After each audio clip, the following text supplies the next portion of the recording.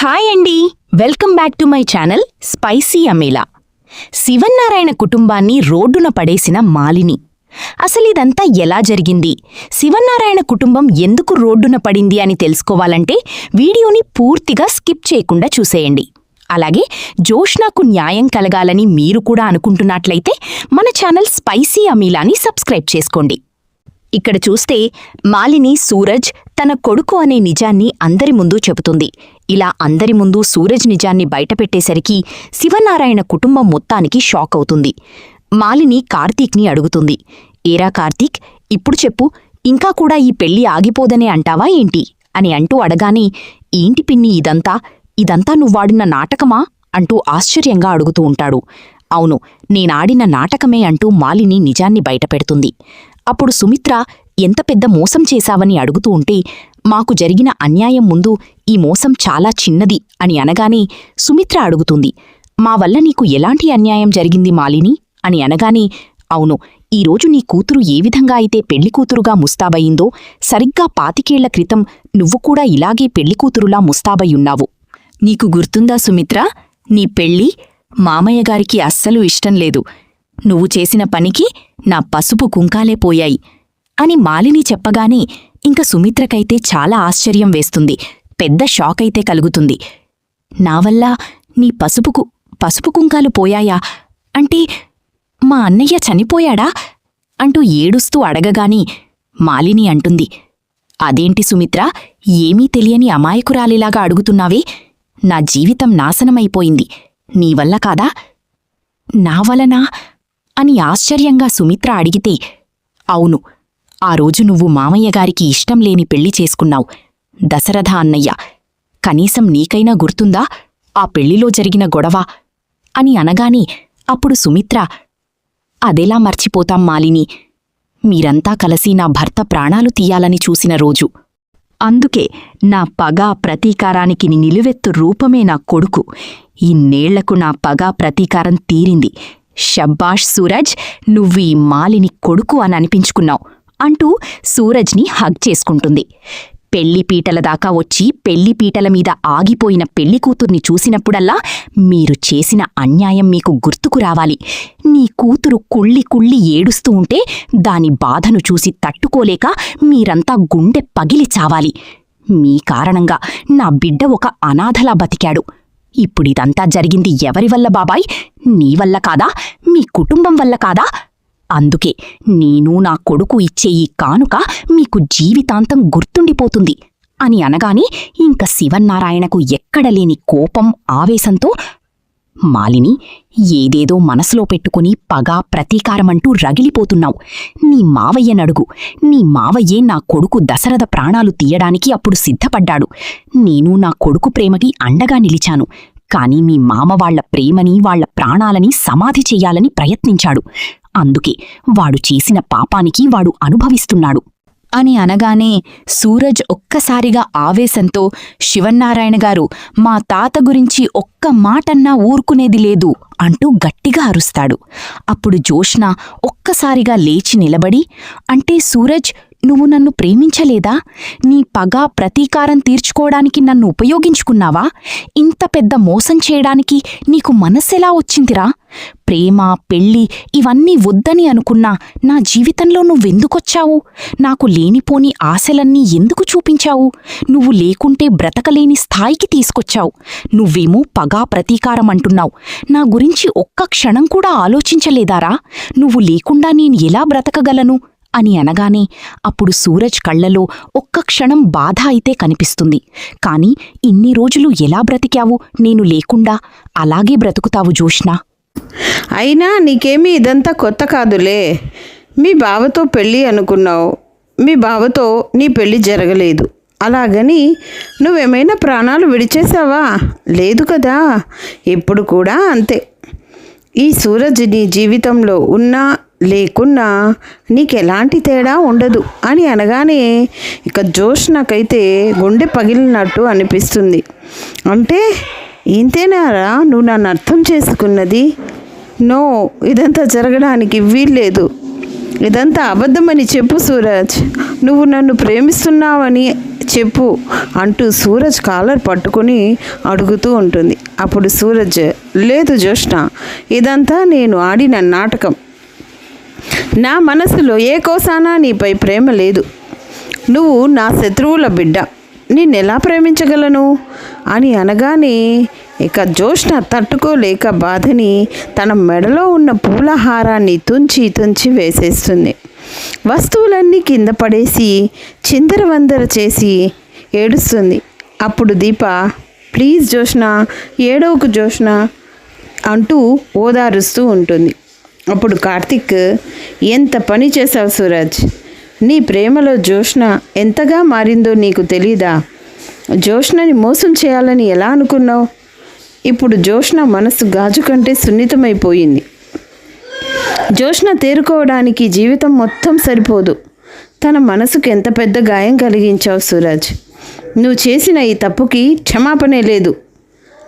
అప్పుడు సూరజ్, చాలే ఆపు బ్రో, నువ్వేదో తప్పు చేయనట్టు. జోష్నాని నువ్వు మోసం చేయలేదా? తన మనసుకి అస్సలు గాయం కల్పించలేదా? చిన్నప్పటి నుంచి నువ్వే తనకి భర్తగా ఊహించుకునింది. అలాంటిది నువ్వు జోష్నని మోసం చేసి వేరే పెళ్లి చేసుకోలేదా? నిన్నెలా మర్చిపోయిందో నన్ను అలాగే మర్చిపోతుంది అని అనగానే ఇక ఒక్కసారిగా జోష్న సూరజ్ చెంప మీద లాగి కొడుతుంది. ఛీ, నిన్న నేను ప్రేమించింది, ఐ హేట్ యు అని అంటూ ఏడుస్తూ ఉంటుంది. అప్పుడు శివనారాయణ కోపంతో రగిలిపోతూ, నా మనవరాలి జీవితాన్ని నాశనం చేసిన మిమ్మల్ని ఊరికే వదిలిపెట్టను, మీ అంతు చూస్తాను, ముందు ఇక్కడి నుంచి బయటికి నడవండి అంటూ చేత్తో బయటికి దారి చూపిస్తాడు. అలా చూపించిన వెంటనే మాలిని బిగ్గరగా నవ్వుతుంది, వెటకారంగా నవ్వుతుంది. అప్పుడు కాంచన, ఏంటి మాలిని, ఆనందాన్ని తట్టుకోలేక వెటకారంగా నవ్వుతున్నావా అని అడుగుతుంది. కానీ వెటకారం కాకపోతే ఇంకేంటి కాంచన, మీ ఇంటి నుంచి మేము వెళ్ళిపోవాలా? ఇంకా మీ ఇల్లు ఎక్కడుంది? మీ ఇల్లు, మీ ఆస్తి మొత్తం సూరజ్దే అయిపోయింది అని అనగానే సుమిత్ర ఆశ్చర్యంతో, ఏంటి నువ్వు మాట్లాడుతున్నది అని అనగానే, అవును సుమిత్ర, మీరే మీ స్వహస్తాలతో ఈ ఆస్తి మొత్తాన్ని నా పేరు మీదికి, బిడ్డ పేరు మీదికి రాశారు, గుర్తు చేసుకోండి అని అనగానే అప్పుడు శివనారాయణకి గుర్తుకొస్తుంది గౌరీప్రసాద్ లీగల్ అడ్వైజర్ని తీసుకొచ్చి ఇచ్చిన పత్రాలు. అందులో ఏమీ చదవకుండా ఫ్యామిలీ మొత్తం సంతకం చేసిన విషయాలను గుర్తు చేసుకుంటూ ఉంటాడు. ఎంత మోసం అంటూ ఆశ్చర్యపోతూ ఉంటారు. అందుకే మీకు 2 రోజులు టైం ఇస్తున్నాను.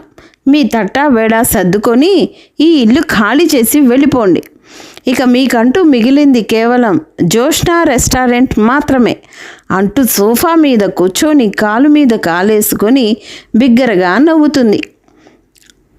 అప్పుడు సూరజ్, ఇక మా మమ్మీ చెప్పినట్టు 2 రోజుల్లాగా మీరు ఈ ఇల్లు మొత్తం ఖాళీ చేసి బయటకు నడవాల్సిందే, లేకపోతే వాచ్మెన్తో చెప్పి బయటకు తోసేయాల్సి వస్తుంది అని అనగానే ఇక శివనారాయణ కోపంతో రగిలిపోతూ, నీకెంత ధైర్యంరా, ఎంత మోసం చేశారు అంటూ సూరజ్పై చెయ్యి ఎత్తడానికి కొట్టడానికి చెయ్యి ఎత్తుతాడు. అప్పుడు వెంటనే సూరజ్ శివనారాయణ చెయ్యి పట్టుకుని కొట్టకుండా ఆపుతాడు. మీ ఆవేశాన్ని తగ్గించుకోండి శివనారాయణ గారు, మరొకసారి లేస్తే చిన్న పెద్ద అని తేడా మరచిపోవాల్సి వస్తుంది అని అంటూ బయటికి చేయి చూపిస్తూ గెట్ అవుట్ అంటూ అరుస్తాడు సూరజ్. అయిపోయింది, అంతా అయిపోయింది, ఈ మాలిని మమ్మల్ని అంతా రోడ్డున పడేసింది అంటూ ఒకవైపు పారిజాతం అయితే ఆగితం చేస్తూ ఉంటుంది. ఇక మాలిని అయితే మావయ్య గారికి ఈ గుడ్ న్యూస్ చెప్పాలి అంటూ సూరజ్ని పట్టుకుని అక్కడి నుంచి బయలుదేరి వెళ్ళిపోతుంది. ఇక శివనారాయణ కుటుంబం మొత్తం విషాదంలో మునిగిపోతుంది. కాంచన, శ్రీధర్, కార్తీక్లకు తాత ఇలా జరుగుతుందని మనం ఎవరూ ఊహించలేదు. ఆ సూరజ్ ద్వారా మాలిని మనల్ని ట్రాప్ చేసింది. అనగానే, నేను వెళ్ళి లాయర్తో మాట్లాడతాను నాన్న, ఏదైనా దారి దొరుకుతుందేమో చూస్తాను అంటూ దశరథ కూడా లాయర్కి ఫోన్ చేస్తూ బయలుదేరి వెళ్తాడు. ఇక్కడ జ్యోత్స్న అయితే తన గదిలోకి వెళ్ళి వెక్కి వెక్కి ఏడుస్తూ ఉంటుంది. వస్తువులన్నీ కింద పడేసి బాధపడిపోతూ ఉంటుంది. సూరజ్తో గడిపిన మధుర క్షణాలన్నీ గుర్తు చేసుకుంటూ, ఇదంతా నువ్వు నన్ను మోసం చేయడానికే చేశావా, పగా ప్రతీకారం తీర్చుకోవడానికే చేశావా అంటూ బాధపడుతూ ఉంటుంది. అంటే సూరజ్ జీవితంలో నన్ను మోసం చేయడానికే ఇలా చేశాడా? సూరజ్, నీ మనసులో ఒక్క క్షణం కూడా నన్ను ప్రేమించలేదా? సూరజ్, నీతో 7 అడుగులు నడవాలని, నీలో పూర్తిగా కరిగిపోవాలని, జ్యోత్స్న అంటేనే సూరజ్ అని అయిపోవాలని అనుకున్నా. నన్ను ఒంటరి చేసి వెళ్ళిపోయావు. నీ పగా ప్రతీకారం తీర్చుకున్నావు. ఇందులో నా తప్పేముంది? నాకెందుకు ఇంత పెద్ద శిక్ష వేశావు?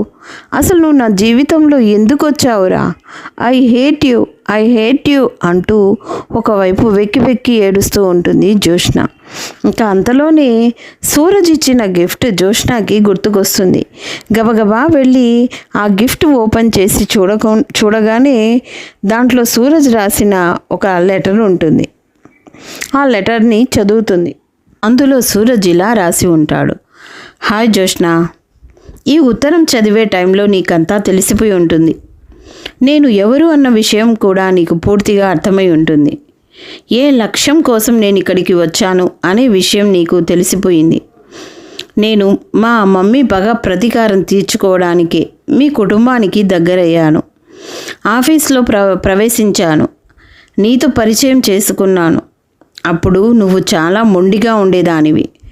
నీ నరాల్లో స్వార్థం నిండి ఉండేది. నీ స్వార్థం కోసం నువ్వు ఒకరి ప్రాణం తీయడానికి కూడా వెనకడుగు వేసేదానివి కాదు. అంతెందుకు, నన్ను కూడా చంపడానికి నువ్వు ఆలోచించలేదు. అంతటి కఠినంగా ఉండే నువ్వు, నీ అణువణువున విషం కక్కే పాములా ఉండే నువ్వు, ఒక బండరాయులా ఉన్న నిన్ను వాడుకోవచ్చని అనుకున్నాను. అందుకే నిన్ను ట్రాప్ చేయడం మొదలుపెట్టాను. మా మమ్మీ కూడా నిన్ను తనతో చేయి కలపడానికి ఆఫర్ చేసింది. కానీ నువ్వు రిజెక్ట్ చేశావు. కార్తిక్ బ్రదర్ని, అలాగే దీప వదినని కూడా నువ్వు ఎన్నో రకాలుగా బాధ పెడుతూ వచ్చావు. ఇలాంటి రాతి మనసున్న నువ్వు ఇలా మారిపోతావని నేను ఊహించలేదు. ఎంతో కఠినంగా ఉండే నీ మనసు నా ప్రేమలో వెన్నెలా కరిగిపోయేంతగా మారిపోయింది. నీ మనసులో, నీ అణువణువులో నా ప్రేమ నిండిపోయింది. ఎంతో కఠినంగా ఉండే నువ్వు సున్నితమైన గాజు బొమ్మలా మారిపోయావు. ఇప్పుడు నువ్వంటే నాకు భయం వేస్తుంది జ్యోత్స్న. నా నిజం నీకు తెలిసిన రోజు నీ మనసు ముక్కలు ముక్కలు అయిపోతుందని నాకు తెలుసు. కానీ నువ్వు నన్ను క్షమించాలి. నాకు నీ మీద ప్రేమ లేదు. నేనెప్పుడూ నిన్ను ప్రేమించలేదు. ఇదంతా మా అమ్మ పగా ప్రతీకారం తీర్చుకోవడానికే. ఆమె కొడుకుగా ఇలా చేయడం నా బాధ్యత. నువ్వు కూడా నన్ను మరిచిపో. ఇంకొకరితో పెళ్లి చేసుకొని సుఖంగా ఉండాలనేదే నా కోరిక. Once again I'm sorry Jyotsna, good bye అని రాసి ఉంటుంది. ఇదంతా చదివిన జ్యోత్స్న, ఇదా నువ్వు నాకు ఇచ్చిన గిఫ్ట్? ఇంకా నువ్వు నా కోసం, మా ప్రేమ కోసం గుర్తుగా జీవితాంతం ఉండిపోయేలా గిఫ్ట్ ఇస్తావని అనుకున్నానురా. నిజమే, నువ్వు ఇచ్చిన ఈ గిఫ్ట్ ఈ జీవితంలో మరచిపోలేనిదే. ఐ హేట్ యూ, నిన్నెప్పటికీ క్షమించలేను అంటూ వెక్కి వెక్కి ఏడుస్తూ ఉంటుంది. అంతలోనే దీపా కార్తిక్లు జ్యోత్స్న దగ్గరికి వస్తారు. జ్యోత్స్నాని ఓదారిస్తూ ఉంటారు. కార్తిక్ ఆ లెటర్ని చదువుతాడు. సూరజ్ ఇలా చేస్తాడని అనుకోలేదు దీపా. ఇప్పుడు మనమే ఏమైనా చేయాలి. జ్యోత్స్న జీవితం నాశనం అవ్వకుండా మనమే ఏదైనా చేయాలి. జ్యోత్స్న జీవితం నాశనం అవ్వడానికి వీల్లేదు. సూరజ్ మనసుని మార్చాలి. మనం జ్యోత్స్న సూరజ్లని కలపాలి అని అంటూ ఉంటాడు. అవును బావా, నువ్వు చెప్పింది నిజమే. ఈ బాధ్యత మనదే అని దీప అంటూ ఉంటుంది. వద్దు బావా, వద్దు. మీరు బాధ్యత తీసుకోవద్దు. నేను ఇప్పుడు ఆ సూరజ్తో కలిసి బ్రతకాలని అనుకోవడం లేదు. ఎందుకంటే వాడు చేసింది మోసం. నన్ను ప్రేమించలేదు, నన్ను వాడుకున్నాడు. ఐ హేట్ సూరజ్ అంటూ బాధపడుతుంది. ఇలా అయితే నెక్స్ట్ ఎపిసోడ్లో సూరజ్ నిజం అయితే బయటపడబోతుంది. సూరజ్ ఇచ్చే ట్విస్ట్కి శివన్నారాయణ కుటుంబం మొత్తం షాక్ అయిపోతుంది. మరి రాబోయే ఎపిసోడ్లో ఇలాగే జరగబోతుంది.